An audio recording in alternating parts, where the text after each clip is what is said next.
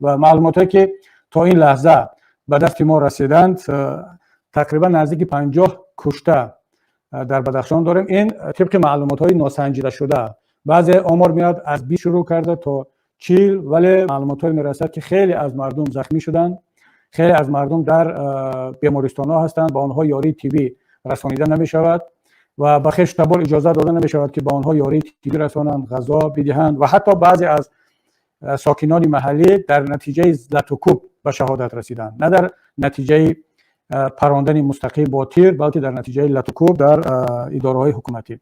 یعنی شماره کشته شدگان و زخمی ها ساعت به ساعت بیشتر شده است. متاسفانه حکومت تمام شبکه‌های اجتماعی و اینترنت رو قطع کرده است تا اینکه مردم بتوانند معلومات سریع وقتی و درست را درباره آنچه که میگذرد به دست بیارند.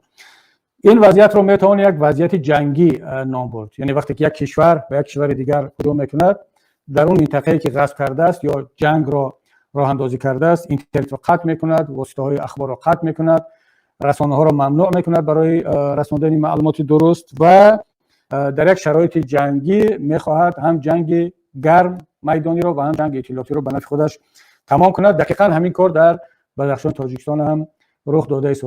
بر همین من این حالت را یک حالت جنگ تمام العیار و واقعی در تاجیکستان در یک گوشه خاک وطن میدونم و متاسفانه این جنگ نابرابر، البته چون از یک طرف حکومت جمهوری تاجیکستان با تمام ارتش، با تمام قواهای زمینی و آسمانی دارد عمل میکند، از طرف دیگر مردم بی‌سلاح، مردم بدون کدام تجهیزات لازمه اون از همون بیچاره همون به شهادت رسانیدن. اینا چی بگیم؟ همون در کجای عراق گرفته است، چندین کودک‌ها را به شهادت رساندن، حدود کشته شدگان به حد تا جایی که با اما هر لحظه می‌نویسند مردم. خیلی هم از این گفته‌ها خیلی هم زیاد است که من در اینجا نمیگم چون مردم ناراحت میشوند. حدود کشته شده‌ها را زیاد میگویم. خب حتی دیگر بعضی‌ها میگن که در خانه‌ها در آمده و دزدی و غارت همه کارا را انجام داده. من از اینجا همچون یک انسان، همچون یک شهروند، همچون یک تاجیک مراجعت میکنم، طلب میکنم از مقامات قدرتی تاجیکستان که دست بکشن از جبر ظلم، از حمایت این یک خانواده. شما مردم عزیز، شما عسکران و افسران و اونانی که سربازانی که من میدونم اکثرتون 90% اینا مجبورن به اونجا برده میشوند، شما